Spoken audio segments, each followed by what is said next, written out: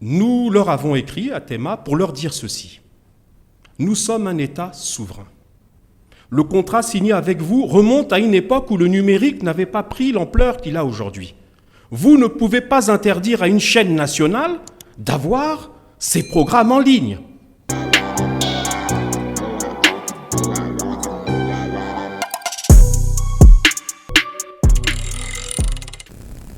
Messieurs les directeurs de cabinet, Mesdames et Messieurs les directeurs généraux, Mesdames et Messieurs, chers représentants des médias, merci d'avoir répondu, comme habituellement, à notre invitation qui s'inscrit dans le cadre de notre rendez-vous devenu un rendez-vous attendu, la quinzaine du gouvernement. En votre nom et au mien propre, je salue la présence ce matin de Madame Irène Marie-Cécile Mboukou-Kimbatsa, ministre des Affaires sociales, de la Solidarité et de l'Action humanitaire, qui nous fait l'honneur et le plaisir d'être avec nous aujourd'hui. Donc, en votre nom, je salue la présence de Madame la ministre. Au titre de l'actualité nationale, nous pouvons épingler d'abord la tenue réussie à Brazzaville de la 5e édition des rencontres des entrepreneurs francophones, REF en sigle, édition 2025, qui s'est tenue du 26 au 28 juin dernier, sous le haut patronage de son Excellence M. Denis Sassou Nguesso, président de la République, chef de l'État. Cette rencontre qui a réuni plus de 1500 participants venus de 35 pays francophones a contribué, nous n'en doutons pas, à la valorisation de notre pays comme destination d'affaires dans le monde francophone. Autres éléments essentiels de l'actualité nationale, le président de la République a procédé au lancement, le 27 juin 2025, des activités de la distillerie de Moutela dans le département de la Bouenza sur le site de Saris Congo, filiale du groupe français Somdia.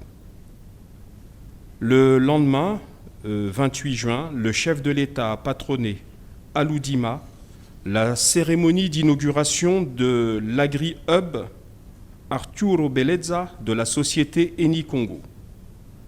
Il s'agit là du lancement d'une des premières unités de production de biocarburants, production qui sera donc issue de la culture de tournesol, de soja et de ricin.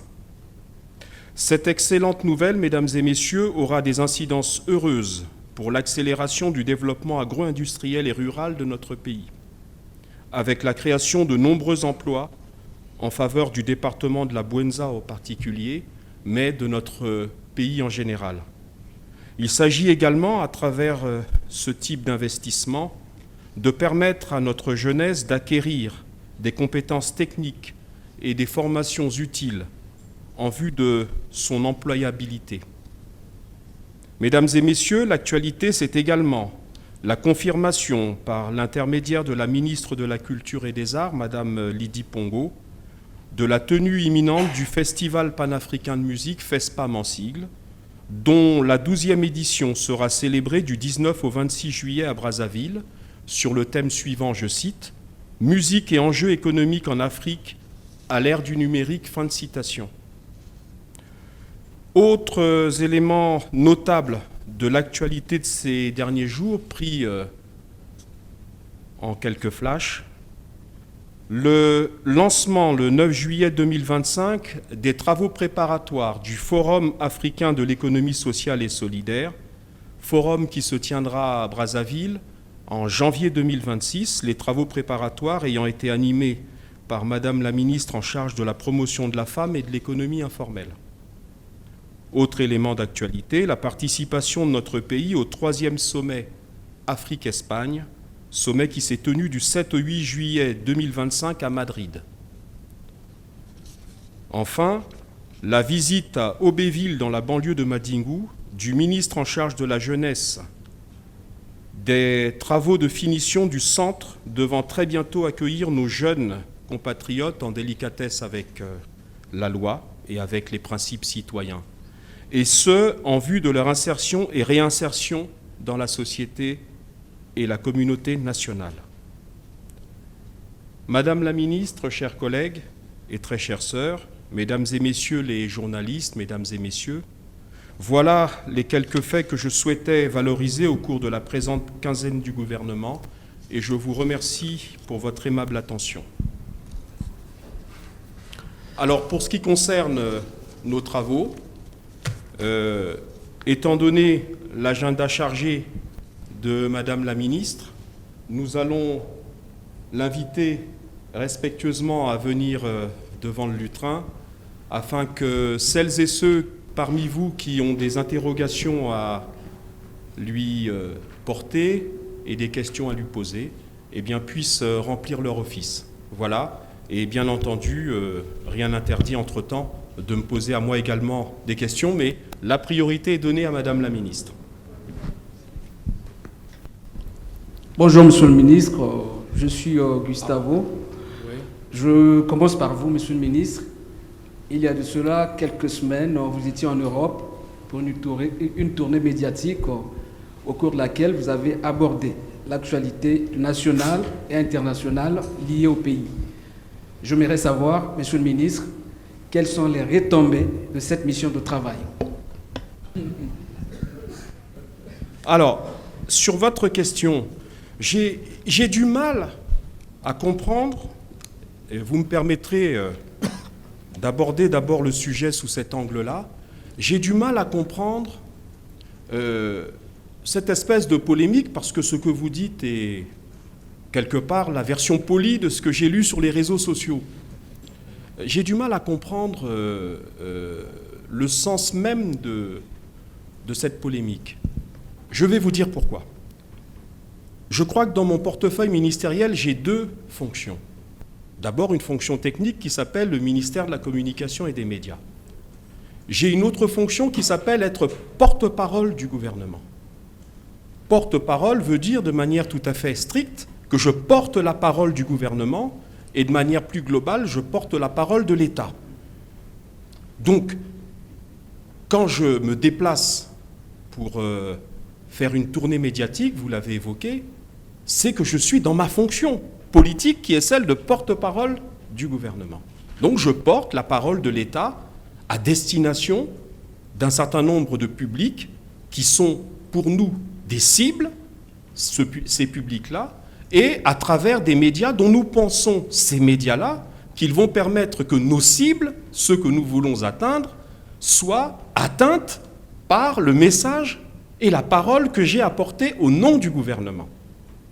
Je crois que vous l'avez suivi comme moi-même, que l'actualité récente qui justifiait une explication du gouvernement de la République portait entre autres sur la fameuse affaire dite du travel ban, c'est-à-dire le fait que les États-Unis d'Amérique aient inscrit notre pays parmi 12 États qui, malheureusement, pour des raisons diverses, ne pouvaient plus voir leurs ressortissants arriver dans ce pays pour, dans notre cas, des raisons techniques qui sont celles de la prolongation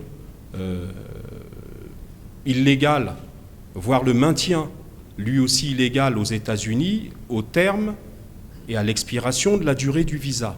Voilà ce qui concerne notre pays.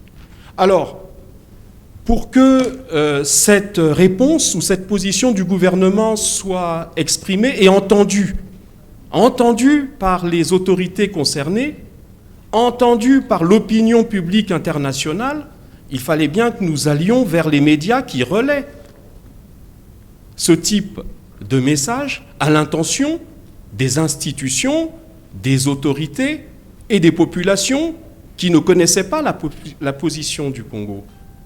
C'est d'abord cela, la justification du voyage du ministre de la Communication. J'ai même lu vadrouille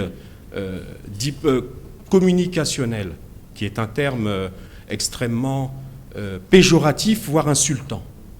Puisque je vous l'ai dit, il s'agit de ma fonction de porte-parole. Ah, j'aurais pu aller sur Télé Congo, j'aurais pu aller sur Tieleka Média, mais à ce moment-là, je n'aurais pas visé et atteint, je pense, nos nos cibles, qui étaient par exemple l'administration Trump. Je ne crois pas que les conseillers du président Donald Trump suivent régulièrement nos médias en ligne, et notamment Tsieleka Media. Pourquoi je cite Tsieleka? Puisque c'est Tsieleka Media qui a tenu des propos extrêmement durs sur les raisons de ma tournée. Donc un porte-parole, quand il se déplace ou quand il choisit un média, et c'est par rapport à l'objectif qu'il vise. Si je visais nos parents d'Imfondo, de Sibiti, de Simbapel ou de Bifouiti, je ne serais pas allé sur France 24. Je serais bien entendu allé dans un média national, local, que ces populations suivent volontiers. Maintenant, j'avais un autre type de public et il fallait bien que le gouvernement de la République exprime sa position. Voilà ce que je peux me permettre de dire sur le sujet de votre question. Merci beaucoup. Merci, je suis Justin Bambaka de DIA-TV International. J'ai deux petites préoccupations, plus un point d'information à mettre à la disposition du ministère des Affaires sociales, de la solidarité et de l'action humanitaire. Ces derniers temps, on parle beaucoup plus des complaisances supposées dans l'octroi d'aide sociale. Et ça sera certainement l'occasion pour Madame la ministre de revenir sur les critères de sélection des bénéficiaires. Il y a un autre aspect, la problématique sur les risques de paiement électronique. Je vais terminer en mettant à votre disposition, Madame la ministre, une information. Nous avons été interpellés par un citoyen pour pouvoir réaliser un reportage sur une femme qui, semble-t-il, n'a pas de famille, qui a été rejetée par sa belle famille. Cette femme rejetée s'est retrouvée dans la rue. Aujourd'hui, elle a trouvé refuge dans un chantier laissé par son mari. C'est une maison inachevée, dépourvue de toiture, évidemment sans porte, sans fenêtre. Elle a à sa disposition 5 enfants, dont la plus âgée a 13 ans. Ces enfants souffrent actuellement de la malnutrition. Et cette femme sollicite de l'aide du gouvernement de la République, des autorités que vous êtes. Merci. Le reportage, on va probablement la diffuser ce soir sur DIA-TV International. Okay. Merci. Merci pour le teasing, hein, Madame la ministre. Merci beaucoup, chers collègues, Monsieur le ministre. Bonjour à tous. C'est avec un grand plaisir que nous allons avoir ce moment de partage dans le secteur dont j'ai la charge. Oui, votre première question à propos du programme national des filets sociaux. Le programme national des filets sociaux a été lancé au mois d'août de l'année 2024 par Monsieur le Premier ministre chef du gouvernement en remplacement ou en succession du projet pilote qui était le projet Lisungi. Lisungi qui s'occupait des personnes vulnérables de notre pays dans 3 départements, Brazzaville, Pointe-Noire et Lupul. Arrivé à sa clôture, il était question que le Congo se dote d'un outil qui devait lui permettre d'atteindre ou d'assister les personnes pauvres, très pauvres, des personnes tout simplement vulnérables. Ce programme a été mis en place. Et ce programme, à la différence de l'Isungi, qui se limitait à 3 départements, le programme, il est national. Il est national, ça veut dire que ce programme doit aller partout, à travers les 15 départements de la République. Oui, c'est un programme qui démarre. Et tout programme ou tout outil qui démarre, tout projet qui démarre, a quelques difficultés pour démarrer. Mais le programme, il n'a pas beaucoup de difficultés puisqu'il a démarré avec le registre social unique.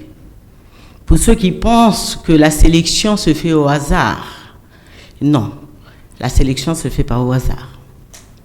Nous avons, à travers le pays, les directions départementales des affaires sociales et de l'action humanitaire. nous avons à l'intérieur de ces départements, nous avons des circonscriptions d'action sociale. Pratiquement dans tous les arrondissements de Brazzaville, si vous vous rendez, vous allez vous retrouver devant des circonscriptions d'action sociale composées par des agents sociaux. Des agents sociaux qui étaient formés au départ par le ministère de la Santé, mais actuellement, depuis quelques années, formés par l'Institut national de travail social. Ce sont ces agents qui sont sur le terrain, qui travaillent avec les chefs de quartier, qui travaillent avec les chefs de bloc, qui sont des agents repartis par secteur de travail. Ces Congolais, ces agents sont censés connaître le maximum des ménages qui sont dans leur secteur. Voilà. Et donc la sélection ne se fait pas au hasard. La sélection se fait à partir des enquêtes sociales. Les enquêtes se font. Là, par exemple, vous venez de nous donner cette information de la dame qui a séjourné pendant quelques jours devant notre ministère. Et je vais vous dire que nous avons mis à la disposition de cette dame de l'argent pour pouvoir trouver un logement le temps que nous puissions mener des enquêtes sociales. Nous allons y revenir certainement. Et donc ce programme, la sélection ne se fait pas au hasard. Je vous ai dit que c'est un programme national. Et pourquoi il a été national? Parce que le projet Lissouny, qui se limitait aux grands départements, Brazzaville, Pointe-Noire, et puis le pôle qui est juste à côté. Mais le programme doit aller plus loin. Pourquoi le programme doit aller plus loin? Parce que, monsieur le journaliste, j'espère que vous avez déjà fait le tour, peut-être, de votre département de naissance ou d'attache. Vous allez retrouver dans ces zones rurales des personnes qui vivaient de l'agriculture. Des personnes qui n'ont plus rien à manger, ne pouvant plus faire de l'agriculture, ne pouvant plus produire. Tout simplement parce qu'elles sont âgées, parce qu'elles sont tombées malades et ne pouvant plus se mouvoir. L'assistance sociale se fait à travers le pays. Au jour d'aujourd'hui, ça fait à peu près 10 mois, depuis que le programme a démarré, quelques localités de nos départements, dans 6 départements, je vais citer Brazzaville, Pointe-Noire, le Kouilou, le Niari, l'Alekoumou, Brazzaville, Mpouya, très bientôt Evo. Les travailleurs du programme se déplacent à travers le pays. Quel type d'aide sociale? Quel type d'aide sociale? Il y a ce que nous appelons des ASA, aide sociale d'appoint. Ça, c'est l'aide qu'on apporte aux personnes en urgence, comme cette femme qui se retrouve dehors avec 5 enfants. Ça, c'est l'aide sociale, donc l'aide d'urgence. La personne est en détresse, on essaie de soulager la peine de la personne. Il y a l'aide sociale qu'on appelle les TMC, des transferts monétaires conditionnels. Effectivement, pour ces transferts monétaires conditionnels, il faut mener des enquêtes. S'il n'y a pas d'enquête sur le bénéficiaire, on ne peut pas. Et les bénéficiaires qui sont enquêtés, validés, sont inscrits dans le registre social unique. C'est ce registre qui nous permet de faire un suivi des bénéficiaires. Le transfert monétaire conditionnel, il est mis en place avec plusieurs conditionnalités, avec plusieurs critères. Il faut que le ménage ait des enfants qui vont à l'école. Il faut que le ménage, le papa et la maman ne travaillent pas, ou encore l'un des parents travaille et le salaire n'est pas à la hauteur du membre de la famille. Si vous avez une famille de 5-6 personnes et que le papa ne gagne que 100 000 francs, ou la maman qui est chef de ménage et femme de ménage et gagne le SMIC, prenons le cas du SMIC, ce qui n'est pas toujours vrai. ce qui n'est pas toujours vrai. Toutes les familles qui utilisent les femmes de ménage ne payent pas toujours 70 000 francs. Une femme qui est chef de ménage, qui gagne 70 000 francs, qui a de la peine à envoyer les enfants à l'école, qui a en son sein un enfant qui est handicapé ou qui a un parent qui est âgé. À ce moment, on inscrit ce ménage-là sur la liste des bénéficiaires des transferts monétaires conditionnels. Et comme nous ne devons pas faire de l'assistanat à vie, nous ne pouvons pas faire de l'assistanat à vie. Il faut bien que nous arrivions à un moment donné à une insertion socio-économique du ménage. Et qu'est-ce qui est mis en place? Ce qui est mis en place, ce sont des thémagères. Ce sont des transferts monétaires qui financent des activités génératrices de revenus. Et quand on a mis en place ce financement-là pour ce ménage, pour cette famille, il y a un suivi qui se fait. Nous avons des encadreurs au niveau du ministère des Affaires sociales qui font le suivi pour voir comment ce ménage est en train de sortir de la précarité. Rassurez-vous, les transferts monétaires sont donnés par trimestre et tout au long d'une année, le temps que la famille soit en mesure de pouvoir payer le déplacement des enfants pour aller à l'école, soigner les enfants quand les enfants sont malades, essayer d'acheter un beignet, un morceau de pain. Donc, ça se fait quand on a fini de mener des enquêtes. On a mené des enquêtes sociales. À ce moment-là, la famille est intégrée.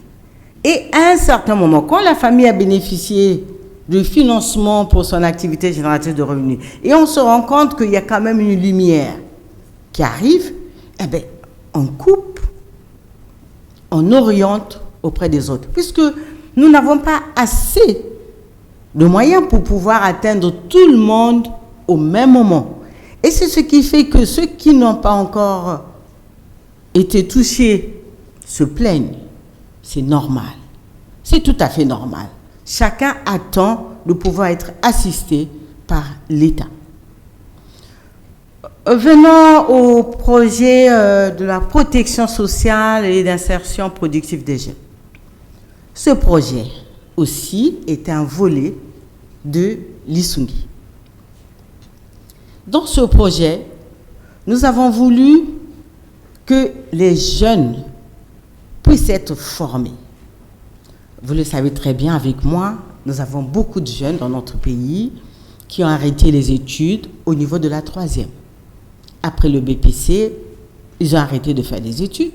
D'autres sont arrivés même au niveau du baccalauréat, inscrits à Maringouabi et ont arrêté les études. Mais ces jeunes, qu'allons-nous faire? Il faut bien que nous puissions les former.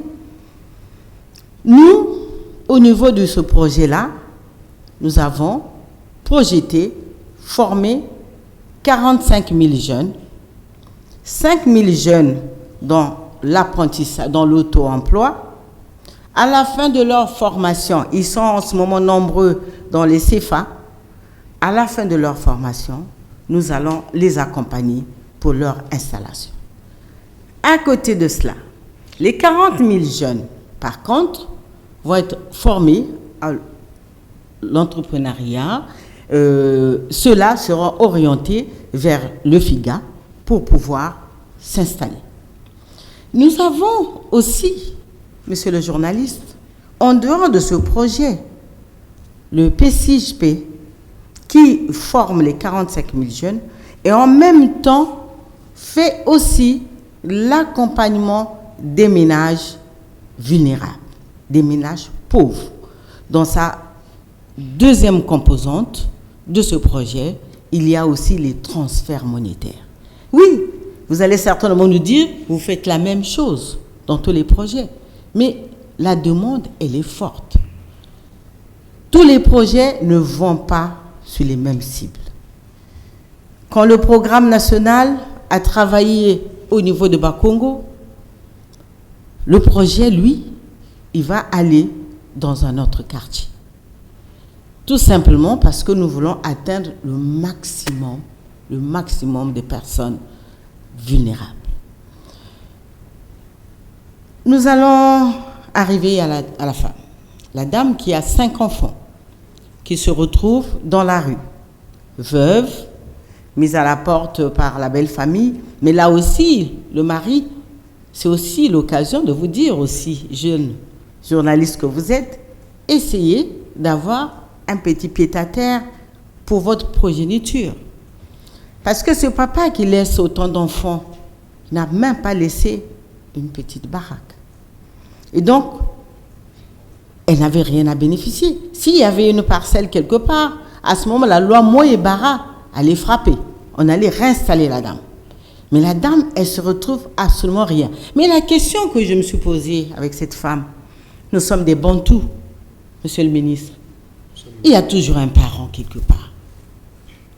Sauf si la dame, elle est malade.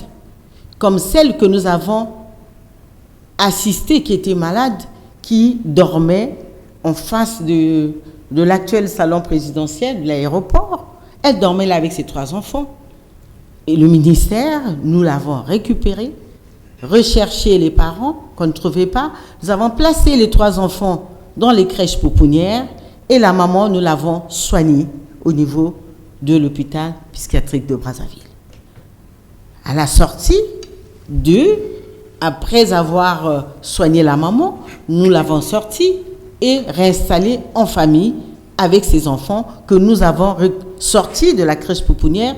Et en ce moment, la dame, elle vit auprès de sa sœur avec ses enfants. Donc, nous sommes en train de mener des enquêtes sur cette dame.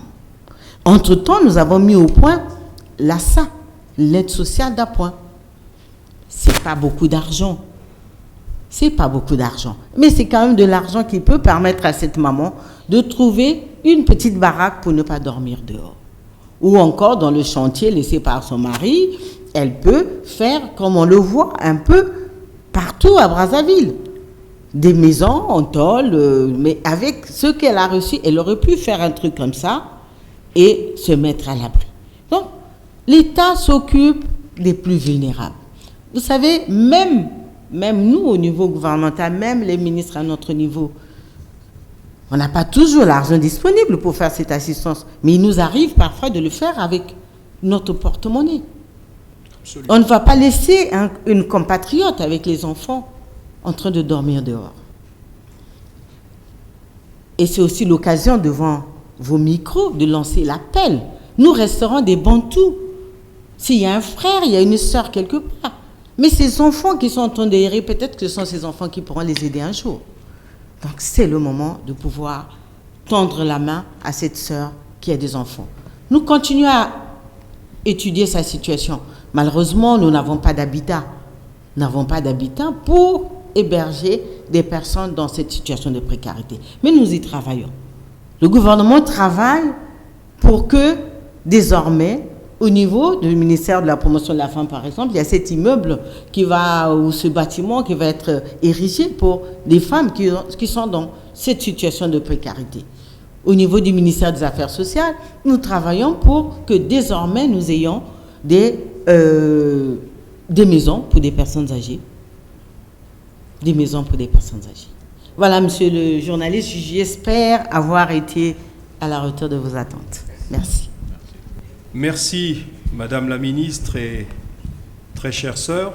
Je crois que la réponse donnée par Madame la Ministre montre à la fois l'importance des dispositifs qui ont été mis en place par le gouvernement de la République, que ces dispositifs tentent de répondre à chaque type de détresse et apporter des réponses en tenant compte malheureusement de l'étroitesse des moyens, mais chaque type de détresse trouve auprès de Madame la Ministre et de ses services une réponse appropriée. Et comme elle vous l'a dit, il y a, pour ce qui concerne le type de détresse que vous avez évoqué en particulier, donc de cette pauvre dame veuve, eh bien, des réponses d'urgence qui ont déjà été apportées.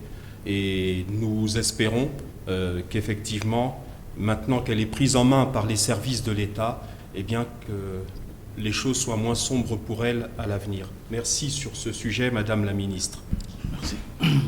Merci, je suis M. Alphonse Dongo, journaliste économique, et j'interviens pour le compte de ma chaîne web Alphonse Dongo TV. Madame la Ministre, on sait très bien que les changements climatiques nous imposent une pluviométrie que nous ne pouvons pas maîtriser, mais tout de même, est-ce que le ministère des Affaires sociales dispose d'une cartographie des zones à risque, de telle sorte que on ne voit pas toujours le ministère agir souvent comme en sapeur-pompier à la dernière minute, mais pour créer parfois aussi la prévention en tenant compte de votre cartographie des zones à risque.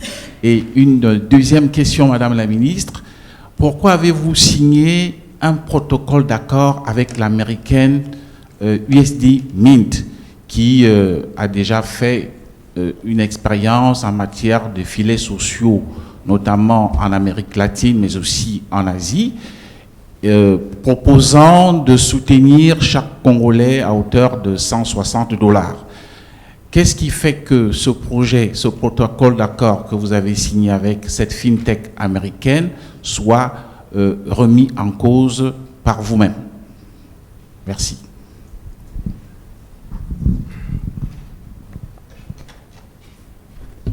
Je vous remercie pour la parole. Vous savez, la République, le fonctionnement d'un État ne se fait pas en monofonctionnement.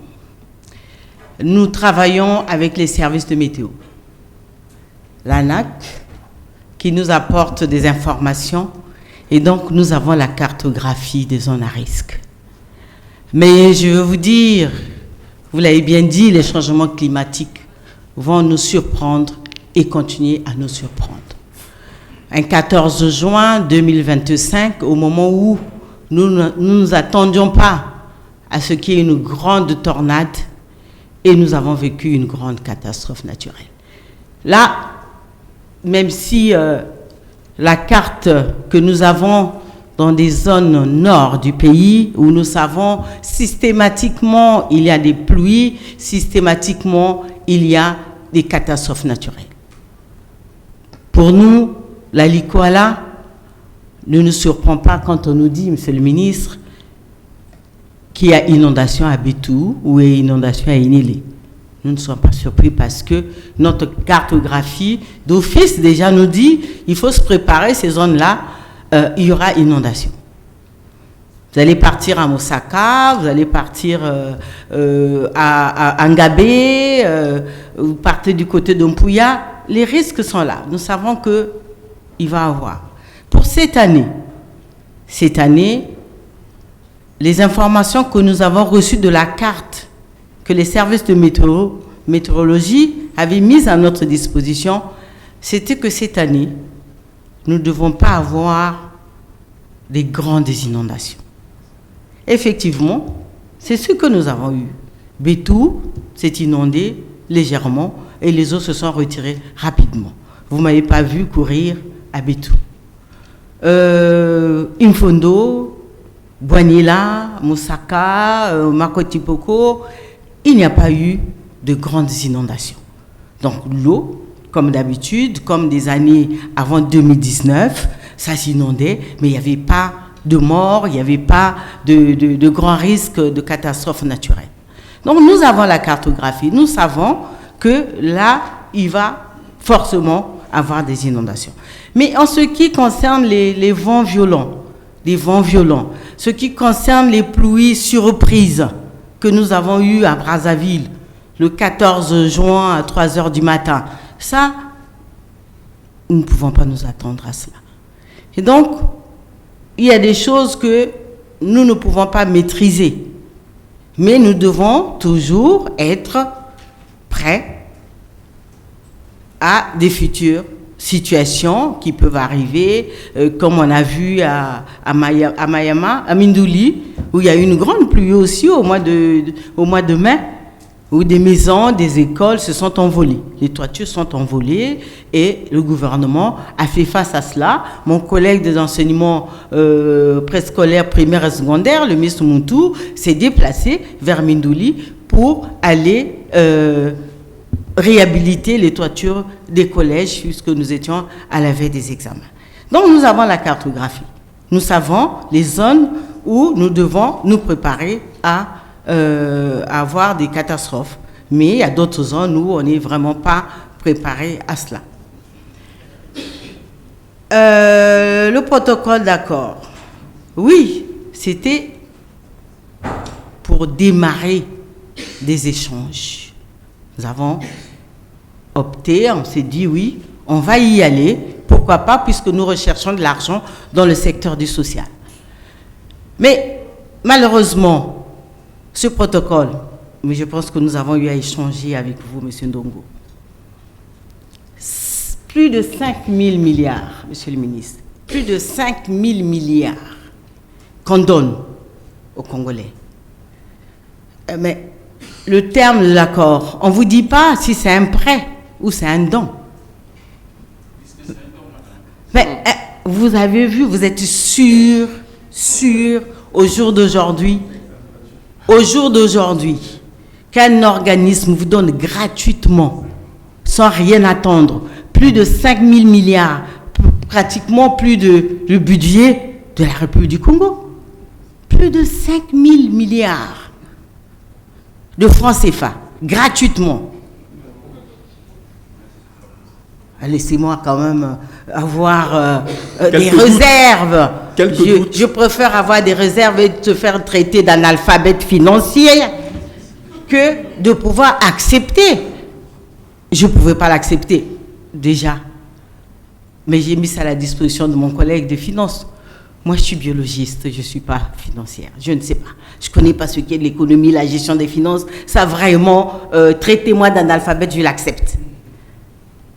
Non, de grâce.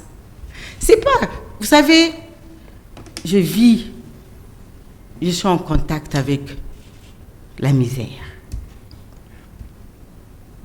Je sais ce que c'est que des personnes vulnérables.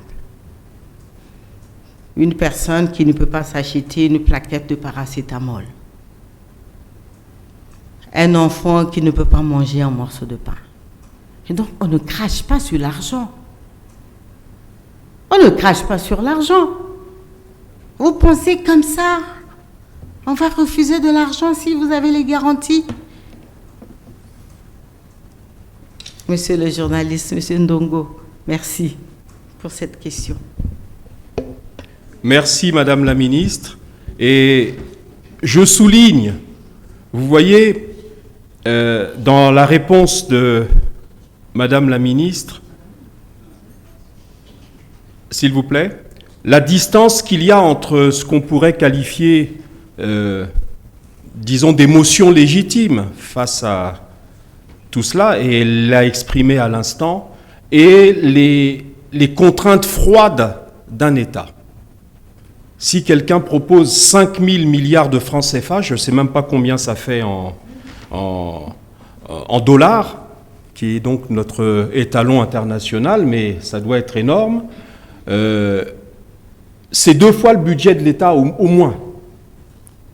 Donc moi, je suis un peu comme ma collègue, je ne suis pas un financier, je suis un juriste de formation. Si j'avais reçu une telle offre dans mon secteur, j'aurais bondi de joie, mais d'abord, j'aurais demandé à mon collègue des finances si c'est cohérent. Puis une fois qu'il nous confirme que c'est cohérent, et puis de toute façon, il faut le savoir, en matière financière, c'est le ministre des Finances qui est le plénipotentiaire, celui qui a les pleins pouvoirs pour engager financièrement l'État. Donc dans tous les cas, c'est une démarche obligatoire. Donc voilà ce que je peux dire. On comprend qu'effectivement ça paraisse curieux, mais on ne peut pas s'embarquer comme ça, comme on dit, sabre au clair, si on n'est pas sûr de la cohérence de la proposition. Merci.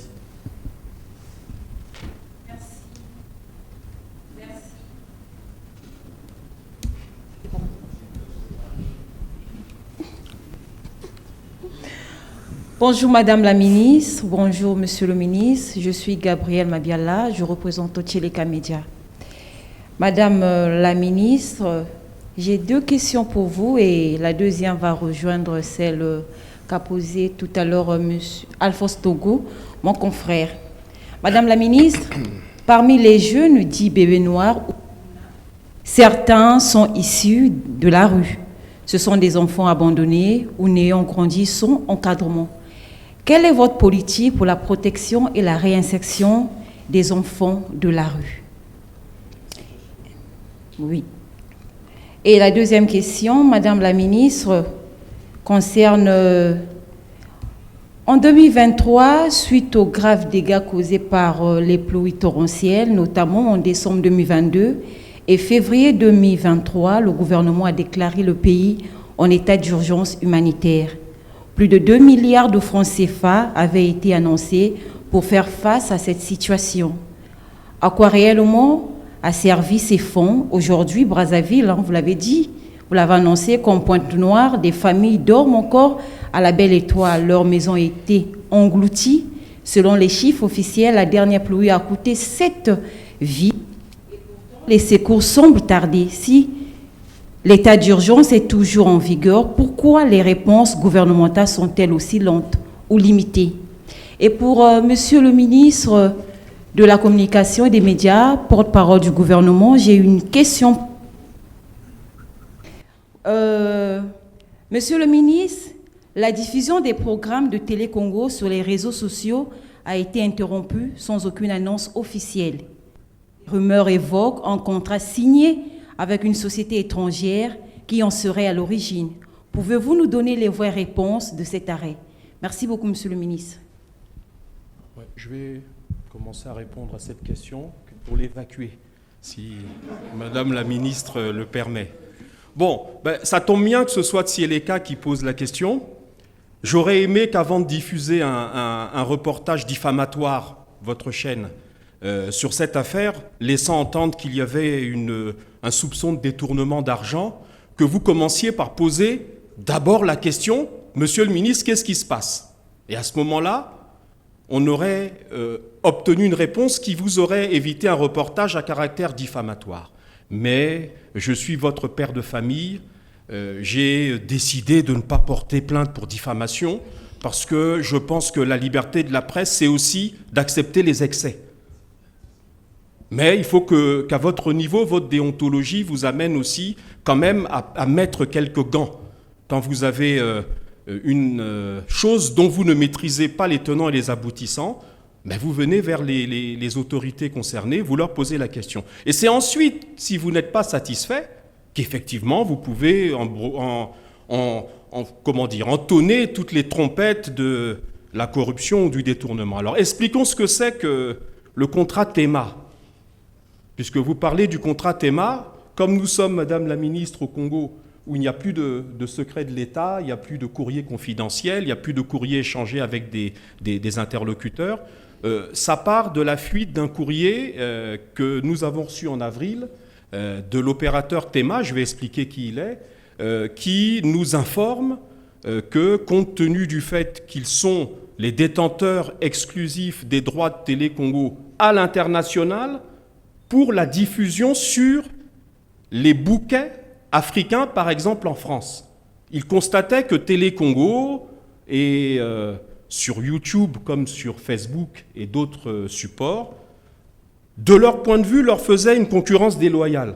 Alors j'explique ce que c'est que le contrat TEMA d'abord. TEMA, c'est un contrat qui a été conclu avant que je n'arrive au ministère de la Communication et des Médias, par l'un de mes prédécesseurs. Donc déjà, Tsieleka, vous avez un peu tapé à côté, là. Ce n'est pas le ministre Mungala qui a conclu le contrat TEMA. Le contrat TEMA, c'est TEMA étant une filiale de Canal+, donc ce n'est pas une société pirate que le ministre est parti découvrir je ne sais où. TEMA est une filiale de Canal+, qui est chargée pour Canal+, d'aider les chaînes africaines à leur permettre une grande visibilité à l'international. Et cette chaîne est devenue le partenaire de toutes les chaînes africaines, francophones, pour récupérer le signal de nos chaînes et les monter sur les bouquets africains notamment en France, depuis qu'il existe à l'international et notamment en France, des bouquets africains. C'est-à-dire que nos compatriotes de la diaspora, depuis une quinzaine d'années, ont une option, en plus de leur chaîne française par exemple, une option bouquet africain où vous retrouvez toutes les chaînes africaines, dont Télé Congo. C'est ça, Tema. C'est pas autre chose. Et comme je l'ai dit, c'est avant que le ministre Mongala prenne possession des responsabilités du ministère de la Communication et des Médias. Cette option, conclue depuis 15 ans avec Tema, fait que quand vous êtes de la diaspora du Congo, vous souhaitez suivre Télé Congo en direct, vous vous abonnez aux bouquets qui existent en France, je peux les citer sans faire de publicité, c'est Orange, Bouygues, et puis Free et SFR. Donc tous les compatriotes africains de la diaspora peuvent bénéficier de cette option. Ce n'est pas que le Congo et ce n'est pas un contrat obscur signé par Mongala Thierry, ministre de la Communication. À partir de là, Tema a constaté que, à certains moments, Télé Congo, dont c'est la vocation de service public, je reviendrai tout à l'heure sur notre position que je vais exprimer et que j'ai exprimée à Tema. La vocation de service public de Télé Congo, c'est d'utiliser tous les supports qui existent en ligne comme audiovisuel pour exercer sa fonction de télévision publique, de télévision d'État, c'est-à-dire de reporter, si tel est son désir et la souveraineté du pays, tous les événements qui nous paraissent nécessaires d'être portés à l'attention du public. Donc ce que Tema dit, c'est « Ah non, monsieur le ministre, Télé Congo, de temps en temps ou régulièrement, nous passe les activités du président de la République du Congo sur ses supports numériques. » Mais au même moment, nous voyons sur Télé Congo, sur Tema, donc sur les différents bouquets satellitaires relayés par Tema, en France là-bas par exemple, nous voyons la même chose, sauf que là-bas, les gens ils prennent un abonnement. C'est-à-dire que le Congolais qui suit Télé Congo sur les différents bouquets satellitaires que j'ai évoqués paye de l'argent. Et Tema dit à l'État congolais, bah, écoutez, vous nous faites une concurrence déloyale parce que celui qui paye Télé Congo sur ses bouquets, à un moment donné, il va dire pourquoi je paye le bouquet si je peux retrouver certains programmes de Télé Congo gratuitement sur Facebook et sur YouTube. Donc, monsieur le ministre, informez Télé Congo, et c'est la teneur du courrier, madame, que vous évoquez, dites, monsieur le ministre, à Télé Congo d'arrêter de diffuser parce qu'ils nous font une concurrence déloyale. C'est ça, l'histoire Tema. Bon. Le deuxième élément de Tema, c'est de nous dire, bon, si vous n'arrivez pas à empêcher cette diffusion, faites ce qu'on appelle un géoblocage. C'est-à-dire que, par exemple, nous pourrions, quand on diffuse en direct Télé Congo ou certains segments de Télé Congo ou certains programmes sur YouTube ou sur Facebook, qu'on fasse que ça ne soit limité que, par exemple, au territoire congolais. Le géoblocage, on appelle ça. Ben, c'est techniquement pas possible. C'est techniquement impossible. Donc, quel est le choix du gouvernement face à cette situation ? Nous leur avons écrit à Tema pour leur dire ceci. Nous sommes un État souverain. Le contrat signé avec vous remonte à une époque où le numérique n'avait pas pris l'ampleur qu'il a aujourd'hui. Vous ne pouvez pas interdire à une chaîne nationale d'avoir ses programmes en ligne. Ben, sinon, on serait peut-être même le seul pays à qui on opposerait ce type d'argument. Eh bien, nous leur disons... revoyez votre position, puisque techniquement, on ne peut pas faire autrement. D'autre part, on ne diffuse pas 100% des programmes de Télé Congo. Puisque, je le répète, nous diffusons de loin en loin les journaux télévisés, et puis quelques émissions ou quelques directs qui nous paraissent conformes à l'expression de notre souveraineté nationale. Par exemple, les activités du président de la République. Et aucune société n'interdira à la télévision publique de diffuser, même en ligne, ces programmes et ces émissions. Donc nous disons à Tema, techniquement on ne peut pas. Alors qu'est-ce qu'on fait? On rompt le contrat? C'est-à-dire que, puisque vous considérez qu'on vous fait une concurrence déloyale, à ce moment-là, on va arrêter de fournir à nos compatriotes de la diaspora la possibilité de suivre Télé Congo sur les bouquets africains. Mais à ce moment-là, c'est la diaspora qui nous dira « Ah ben voilà, vous restreignez la liberté, vous avez des choses à cacher. » Donc entre deux difficultés, personnellement, je suis prêt à ce que nous rompions le contrat si Tema ne nous fait pas cette tolérance, qui consiste à dire, bah écoutez, vous ne passez pas tous les programmes de Télé Congo en ligne, vous passez des segments précis, journal télévisé, et certains programmes de souveraineté, c'est-à-dire les diffusions qui concernent en direct le président de la République. S'ils n'acceptent pas, on rompra. Parce que je considère comme intolérable d'obliger un État souverain à restreindre sa souveraineté numérique. Donc voilà le fond du dossier. Nous attendons, parce que ce genre de situation nécessite une négociation. On espère que la société Tema, nous demandons d'ailleurs, nous avons demandé à Canal+ d'aider à ce que nous résolvions ce problème, parce qu'en attendant, nous n'avons pas ces programmes en ce moment en ligne. Tout simplement parce que nous sommes un pays discipliné. On se dit, bon, puisqu'ils considèrent qu'il y a une difficulté juridique, momentanément, on arrête le temps de négocier avec eux et d'obtenir avec eux un terrain d'entente. Mais s'ils sont inflexibles, ça je vous le dis de manière solennelle, on arrêtera la diffusion sur les satellites pour reprendre notre diffusion souveraine sur les supports qui sont ceux de notre télévision nationale. On ne va pas transiger là-dessus. Voilà. Donc, Madame Mabiala, vous qui représentez le média Tieleka, je pense qu'il aurait mieux valu attendre cette occasion que vous venez de saisir avant de faire des reportages qui n'ont strictement rien à voir avec la réalité du dossier et qui ont des relents diffamatoires. Hein, je ne sais pas vous, hein, mais je vous fais la remarque. Et encore une fois, je vous le répète, je suis le père de famille du secteur, je suis celui qui l'administre et qui doit s'assurer que même les enfants les plus turbulents ne doivent pas être écartés de la famille, la grande famille des médias. Donc, rendez compte à ceux qui ont fait le reportage. Je crois que nous nous sommes loupés parce que nous avons suivi le ministre qui a donné des explications précises sur ce qui se passe. Donc, espérons que nous trouvions rapidement le terrain d'entente avec Tema, que nos programmes, qui encore une fois ne font de mal à personne, parce qu'on ne diffuse pas 100% de Télé Congo en ligne, eh bien que ces programmes, activités du président de la République, journaux télévisés, une fois par jour, que ces programmes ne préjudicient pas vraiment à nos amis de Tema. Mais on a bon espoir de trouver ce terrain d'entente. Merci. J'ai été long, mais au moins, j'ai répondu à cette interrogation qui flottait un peu dans l'opinion publique. Merci. Merci. Je vais prendre la parole, Monsieur le ministre, chers collègues, chers frères. Oui, les jeunes enfants en situation de rue, qu'est-ce qu'ils deviennent après? Nous les prenons pour ceux qui sont jeunes, nous recherchons les familles, nous discutons avec les familles. Il y a des enfants que nous arrivons à réinsérer dans leur famille. Il y a d'autres qu'on ne retrouve pas des parents ou qui partent, après qui reviennent, qui refuguent. Nous les reprenons, nous les mettons au CIREV. Connaissez-vous le CIREV, madame?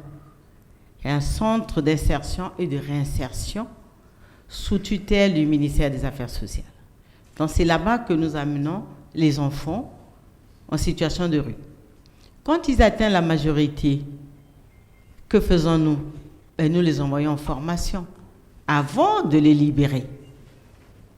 Nous les formons à un métier de leur choix et après la formation, ils sont majeurs, ils ont 19 ans, ils ont 20 ans, ils prennent leur vie en main. Voilà ce que les enfants en situation de rue deviennent après leur passage au CIREV. Oui, 2022-2023, 2 milliards de francs CFA décaissés pour l'assistance. Est-ce que vous avez le nombre des personnes sinistrées en 2022-2023 à travers le pays? Nous étions à près, sinon plus de 500 000 personnes sinistrées à travers le Congo. Vous avez déjà été à Bétou, jeune dame? Vous avez déjà été à Boignela? Vous avez déjà été à Makotipoko? Vous avez déjà été à Nyanga, à Divenier? Pointe-Noire, oui, vous avez déjà été à Pointe-Noire. À Luango, c'est votre pays. Il faut parfois aller en vacances, aller vous perdre dans ces zones où il y a nos compatriotes, où il y a vos compatriotes. Eh bien, les 2 milliards sont partis pour assister ces personnes-là. Pourquoi il y a encore des gens qui sont à l'extérieur, qui n'ont plus d'habitation? Le gouvernement travaille. Il y a des départements au niveau du gouvernement. Nous avons en charge l'action humanitaire. Quand l'être humain est en difficulté, en grande précarité, en détresse, à ce moment, nous venons pour sauver l'être humain. Le reste, il y a d'autres départements du gouvernement qui s'occupent de la construction, qui doivent travailler.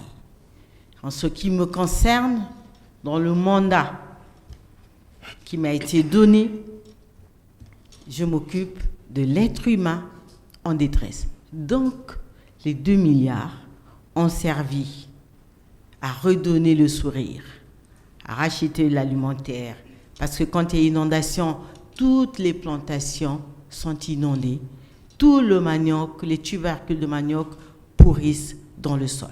Et donc, ces personnes-là, elles doivent manger. Donc, nous avons apporté l'alimentaire. Quand l'eau monte, quand il y a inondation, la literie est abîmée et mouillée. Que faisons-nous? Nous achetons des matelas. Le cas que nous avons, par exemple, à Brazzaville, où il y a eu ensablement, les ménages n'ont même plus de casserole pour faire à manger. Qu'est-ce que nous faisons? Dans l'urgence, il faut trouver des marmites. Il faut trouver des touques pour mettre de l'eau. Il faut trouver des matelas. Il faut trouver des moustiquaires.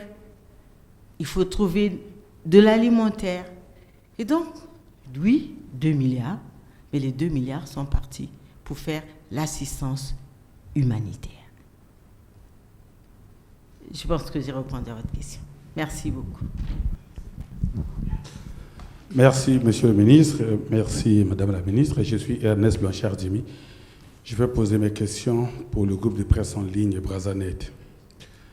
La première question, elle va à l'endroit de Monsieur le ministre de la Communication et des Médias, porte-parole du gouvernement. Monsieur le ministre, nous avons tous suivi par une information du ministère de l'Intérieur que les partis qui respectent la loi, je parle des partis politiques, il y en a au total 42. S'en est suivi une polémique.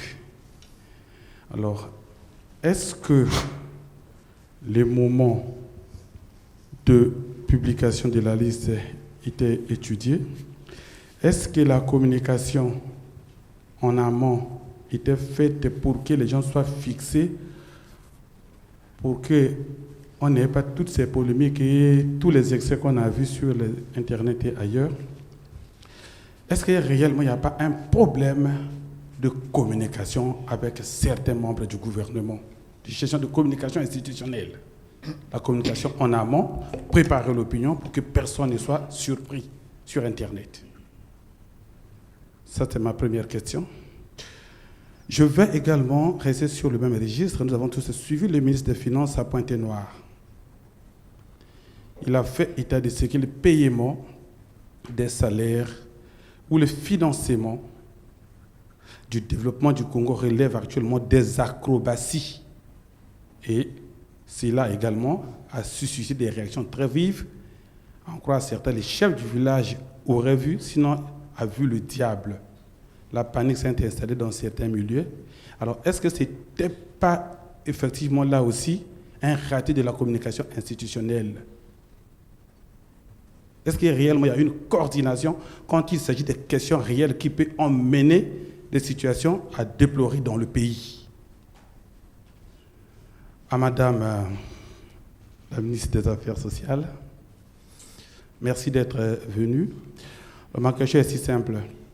Vous avez dit que nous avons en réalité comme une sorte de calendrier ou d'indication qui nous permettent quand même de savoir qu'à telle période, on ne sera pas étonné des inondations à Infondo ou à Mosaka ou à Limbamou, par exemple. Alors, est-ce que cela ne devrait pas vous obliger, vous, gouvernement, sur initiative des affaires sociales, à avoir comme une sorte de banque, comme une sorte de réserve, comme une sorte d'élément de fonds mis quelque part pour intervenir en cas de... Si ces incidents n'arrivent pas, on peut reconduire ça pour les prochaines situations. Alors, pourquoi ne fait-on pas ça de la sorte qu'à chaque situation, on retombe presque dans les mêmes cas de détresse et le gouvernement arrive, les gens ont déjà trop d'histoires. Voilà, et enfin, Madame la ministre, est-ce que vous suivez les cris de cœur de ces populations, par exemple de Simbapel, qui estiment que ce qu'on a donné n'est resté que sur les médias et sur les réseaux sociaux parce qu'ils n'auraient rien reçu? Je vous remercie.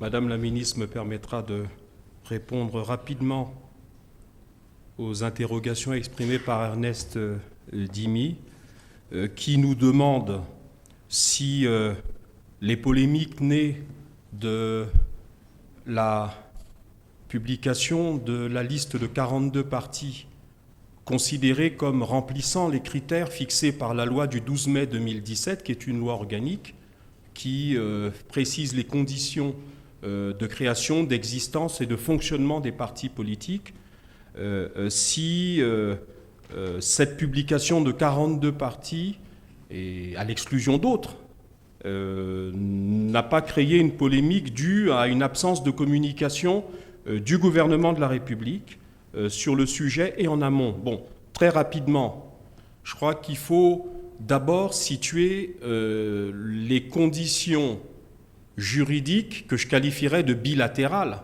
entre le parti demandeur et l'administration du territoire, les conditions juridiques qui permettent de conduire le dossier de création ou d'autorisation de fonctionnement officiel d'un parti politique à ce qu'on lui délivrera le récépissé.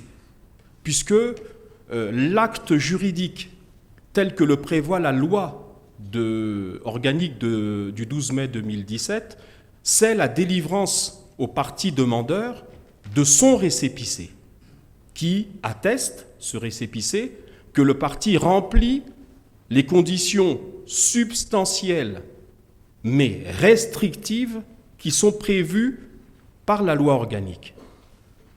Alors, je crois comprendre que certains partis ont considéré que la publication de la liste des 42 était un déni de droit et restreignait, de leur point de vue, les libertés publiques dans notre pays. Bon, là-dessus, je le répète, puisque j'ai même entendu certains commentateurs dire l'arrêté du ministre est illégal parce que ce n'est pas un arrêté qui fixe le nombre de partis. Non, l'arrêté du ministre a fait le constat des partis bénéficiant du récépissé. C'est donc un acte administratif de constatation. Ce n'est pas l'arrêté qui crée l'autorisation d'exercer en tant que parti. L'arrêté constate que les partis suivants bénéficiant du récépissé délivré par l'administration du territoire sont considérés comme remplissant les critères de la loi organique de 2017. Soyons précis sur le concept. Alors là-dedans, il y a des partis qui considéraient qu'ils avaient jusque-là le récépissé et voulaient comprendre les raisons pour lesquelles, entre-temps, brusquement, ils n'avaient plus ce récépissé, ou en tout cas, l'existence ou la validité de leur récépissé n'était plus considérée comme telle. Ces partis ont occupé les médias sociaux, notamment, parfois avec outrance, parce que quand un chef de parti, qui a quand même dans ce pays joué ce parti-là, un rôle historique quand même, se permet d'insulter, comme si c'était le Parti congolais du travail qui avait pris l'arrêté et constaté que le récépissé n'était plus valable, s'est permis d'insulter non seulement les membres de ce parti congolais du travail, mais a été jusqu'à dire que leurs enfants, leurs petits-enfants seront jugés, comme on a jugé les nazis. Je crois qu'il s'agit d'un dérapage verbal incontrôlé que vous, la presse, vous devriez dénoncer. Bon, disons, mettons ça sur la colère de ce chef de parti, mais je crois qu'entre-temps, le préfet directeur général de l'administration du territoire a convoqué ces partis. Il y a des échanges qui se font. Parce que la loi n'est pas statique, où la constatation de l'existence d'un parti se fait tous les jours que Dieu fait. Si aujourd'hui, ils ne remplissent pas toutes les conditions substantielles mais restrictives qui sont dans la loi, il faut lire la loi organique, toutes les conditions de délivrance du récépissé qui doivent être remplies, ces conditions sont prévues. Il n'y en a pas d'autres que celles qui sont là. Si ces partis n'ont pas eu le récépissé, c'est qu'ils ne remplissent pas au moins l'une des conditions. C'est tout ce qu'il faut démontrer ou tout ce qu'il faut dire.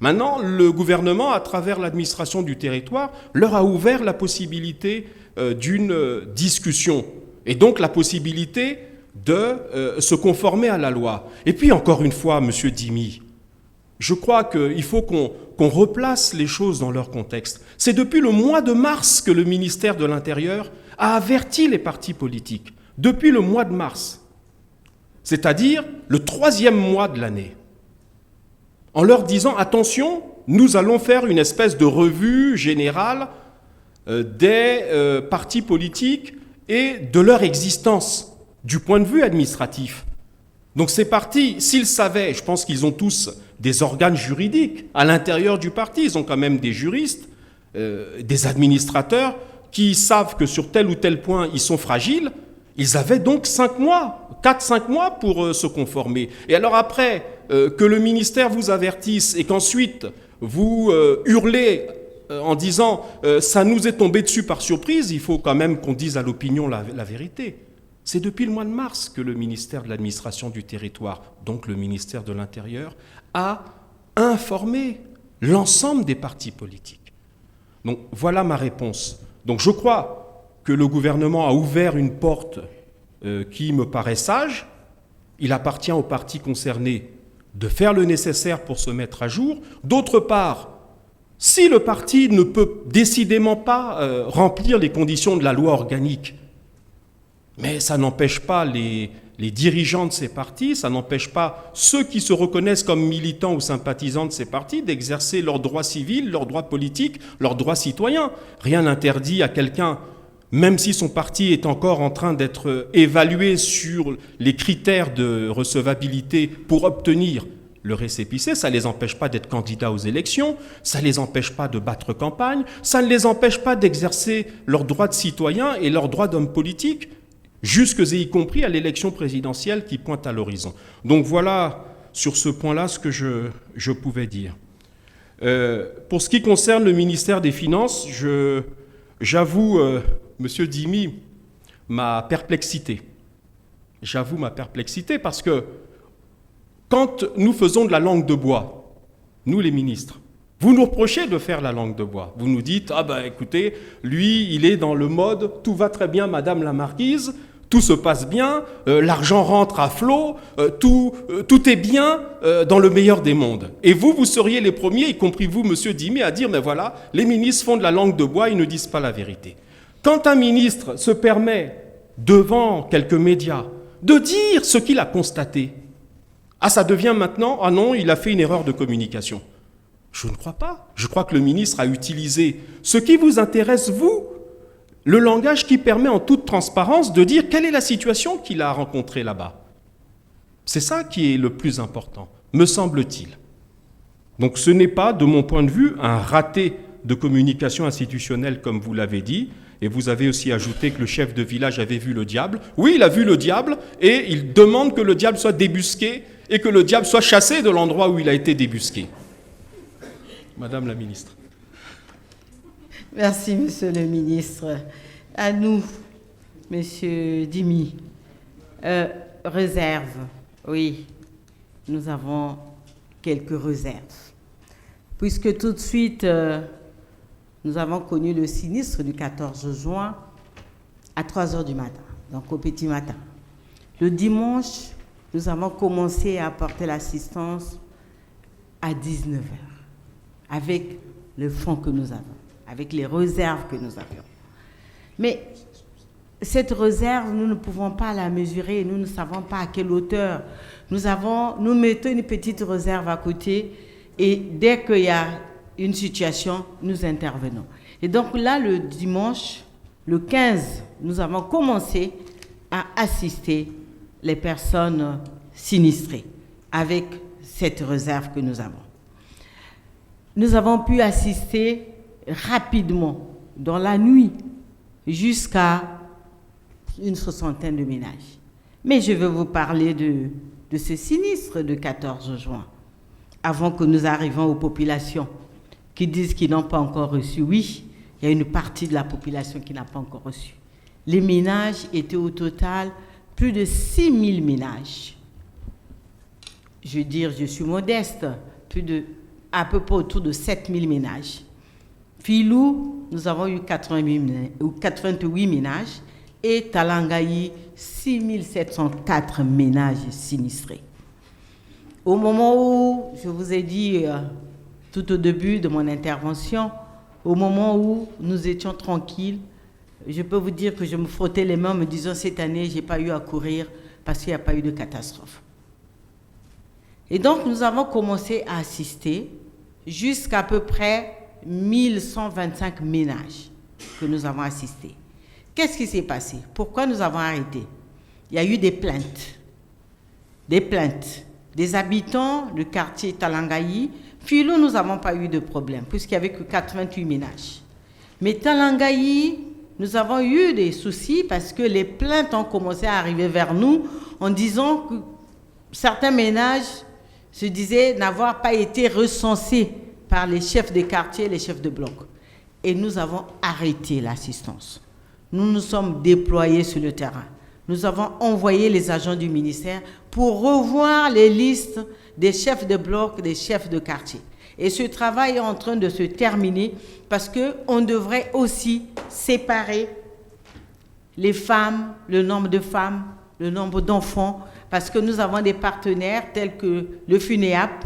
Vous allez voir dans les médias, merci Monsieur le ministre, vous allez voir dans les médias, ils nous ont apporté un lot de kits de dignité, donc des seaux avec un pagne, avec quelques habits, vêtements à l'intérieur de seaux. Mais pour ça, il faut que nous ayons le nombre de femmes. Donc le travail que les agents du ministère en charge de l'action humanitaire ont travaillé depuis toute la semaine dernière, en train de se conclure. Nous allons reprendre l'assistance. Effectivement, nous avons encore plus de 5000 ménages qui n'ont pas été assistés. Ça, je l'avoue, je vous le dis, mais ce n'est pas parce que nous n'avons pas voulu le faire, c'est parce qu'il y a eu beaucoup de plaintes et nous nous sommes dit, nous avons travaillé d'ailleurs avec le maire de Talangayi. Lui a travaillé avec son secrétaire général, avec les chefs de quartier, mais nous avons décidé de revoir les listes pour éviter justement qu'on ait trop de plaintes. Parce que dans ce genre de situation, dès que vous oubliez une personne et la personne va tomber sur vous, et c'est cette version-là que vous allez prendre, vous allez oublier tous les autres qu'on a assistés, vous allez dire les populations n'ont pas été assistées. Et donc nous allons reprendre très rapidement, d'ici la fin de la semaine, nous allons reprendre avec l'assistance pour aller jusqu'au bout de 5000, les 5800 ménages qui attendent. Vous savez, nous ne laissons personne au bord de la route. Le président de la République l'avait dit, qu'on ne laissera personne au bord de la route. On va essayer, en dépit de la situation économique, la situation financière de notre pays, c'est un tabou pour personne. Si notre collègue des finances a lancé ce cri d'alarme, c'est aussi pour interpeller les cadres que nous sommes, pour interpeller les cadres de la douane, absolument, pour dire, essayons de sauver le pays, c'est notre pays. Il n'y aura personne qui viendra pour le faire à notre place. Essayons d'être sérieux. Donc, cela justifie, parce que pour que les salaires soient payés, si la douane ne fait pas rentrer l'argent, les impôts ne font pas rentrer l'argent. Comment? Après, c'est vous. Vous allez vous plaindre parce que vos salaires n'arrivent pas. Voilà, j'espère avoir répondu à votre question, mais je vais juste vous dire que nous avons 28 500 compatriotes qui ont été sinistrés. 28 500 personnes, donc Congolais, sinistrés. Nous avons perdu 7 compatriotes, 6 au niveau de Kalangaï et un enfant au niveau de Mfilou. Nous avons eu 8 blessés et beaucoup de ménages sans abri parce que les abris ont été engloutis dans le sable. Vous avez bien vu, monsieur le Premier ministre, sur le terrain, avec des membres du gouvernement, avec des partenaires. Et au sorti de là, 2 sous-commissions ont été mises en place, avec une commission que lui-même, monsieur le Premier ministre, il dirige, 2 sous-commissions. Il y a une sous-commission urgence humanitaire, donc notre sous-commission urgence humanitaire avec le ministre de l'Assainissement pour essayer de désensabler. Et il y a une sous-commission qui travaille sur les solutions durables. Parce que la situation dans ce quartier de Talangaï, pour ceux qui y habitent ou pour ceux qui peuvent y aller, il faut faire un tour. Vous les journalistes, il faut aller voir, tâter du doigt la situation. Mais cette situation-là nécessite que le gouvernement travaille sur des solutions durables. Voilà, merci beaucoup. Juste une petite annonce. Je crois que le directeur de cabinet du ministre des Hydrocarbures est présent. Vous êtes là. On vient de me dire que pour l'instant, l'audience à la présidence de la République n'avait pas encore pris fin. Je crains, parce qu'on ne peut pas non plus mobiliser nos journalistes toute la journée, je crains que nous soyons amenés à reporter, sauf miracle, et qu'à l'instant, là, vous receviez l'appel salvateur de la fin de l'audience. Je crains que nous soyons dans l'obligation de reporter à notre prochaine quinzaine le passage du ministre des Hydrocarbures, ce qui est bien dommage puisque je crois que la plupart des journalistes ici présents avaient des questions précises à formuler. Eh bien, le rendez-vous sera fixé pour la prochaine quinzaine. Alors, j'apporte quand même une toute petite précision.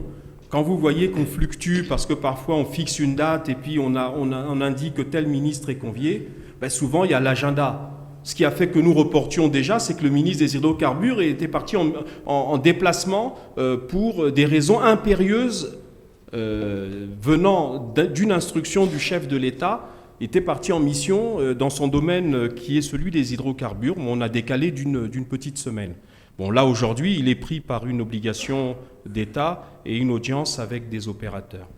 Donc, nous reporterons le passage du ministre des Hydrocarbures dès que possible, et si possible à la prochaine quinzaine. Alors, nous prenons encore, et je voudrais déjà remercier Madame la ministre pour vraiment à la fois son caractère précis dans les réponses, sa disponibilité.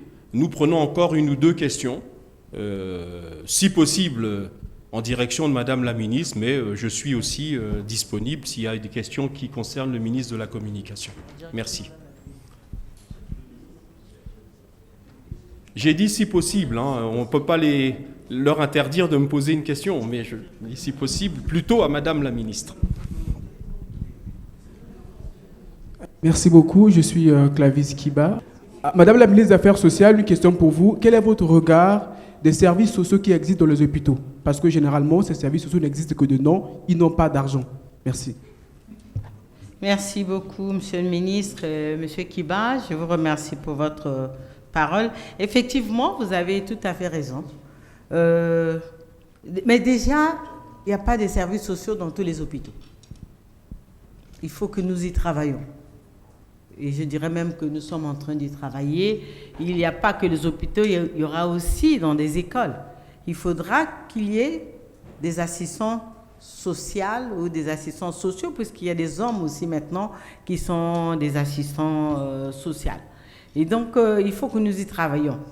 Au CHU, par contre, je sais que l'assistance sociale qui est là, elle est très active.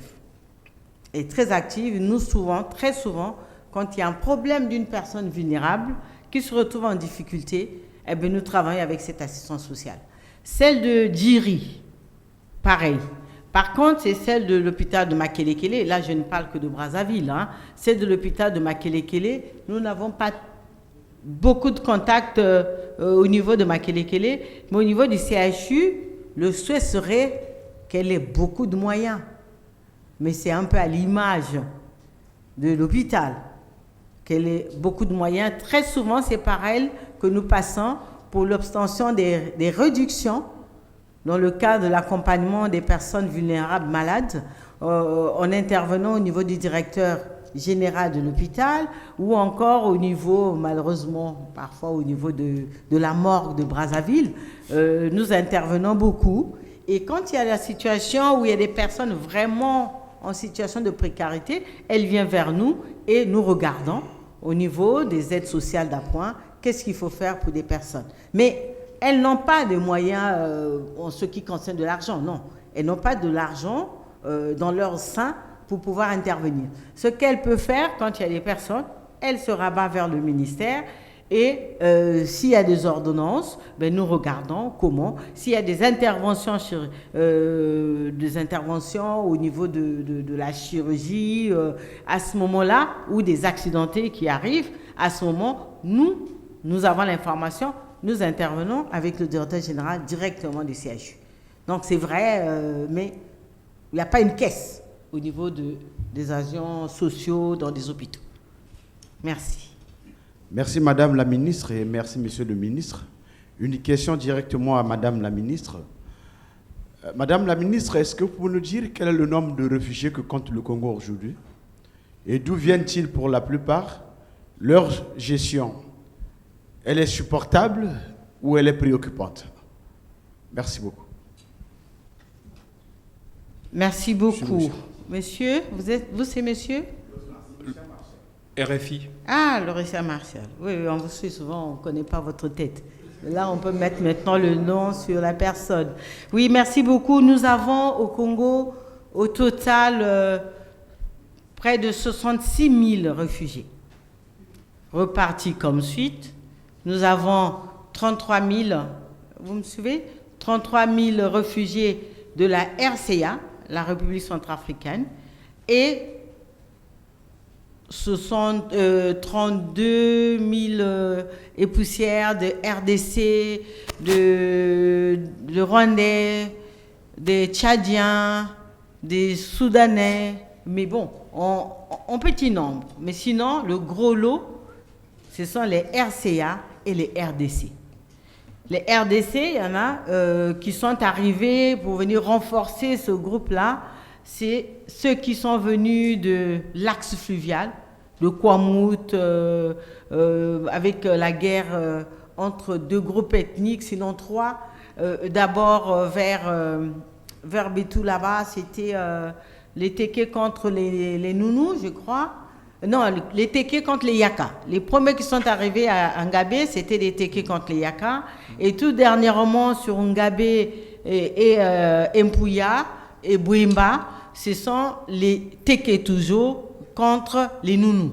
C'est un problème de guerre sur des terres, l'appartenance des terres. Donc, les groupes ethniques se disputent des terres. Et donc, voilà, nous avons plus de 65 000 réfugiés chez nous. Comment sont-ils pris en charge? Jusque-là, le HCR est d'un grand soutien. Le HCR, le PAM, les partenaires, et puis nous-mêmes, le gouvernement, par le ministère en charge de l'action humanitaire. Nous essayons d'apporter de l'aide à ces personnes qui sont en détresse, parce que si elles se déplacent, ça veut dire qu'elles sont en détresse. Donc nous les prenons en charge au même titre que nous-mêmes les Congolais. Donc voilà, nous avons plus de 65 000 réfugiés, Monsieur Laurissa Martial, et le gouvernement s'en occupe avec l'aide des partenaires techniques et financiers. Merci beaucoup. Merci beaucoup. Mesdames et messieurs les journalistes, je voudrais en votre nom remercier de nouveau Madame la ministre des Affaires sociales, de la Solidarité et de l'action humanitaire, ma très chère sœur, et la féliciter pour la précision de ses réponses et surtout, et vous l'aurez noté avec nous, le caractère de femme de terrain qu'elle a exprimé, parce que toutes ces réponses n'étaient pas de la philosophie sur la question de l'aide sociale, mais c'était l'expérience vécue et une expérience humaine, elle l'a dit, elle est là pour aider les humains. Donc je crois que vis-à-vis de vos lecteurs, téléspectateurs et auditeurs, vous avez là, avec les propos de Madame la Ministre, une leçon de vie sur le fait que le gouvernement, ce n'est pas seulement des bureaux climatisés ou lambrissés, mais c'est aussi une expérience de terrain, là où nous touchons la misère humaine. Voilà.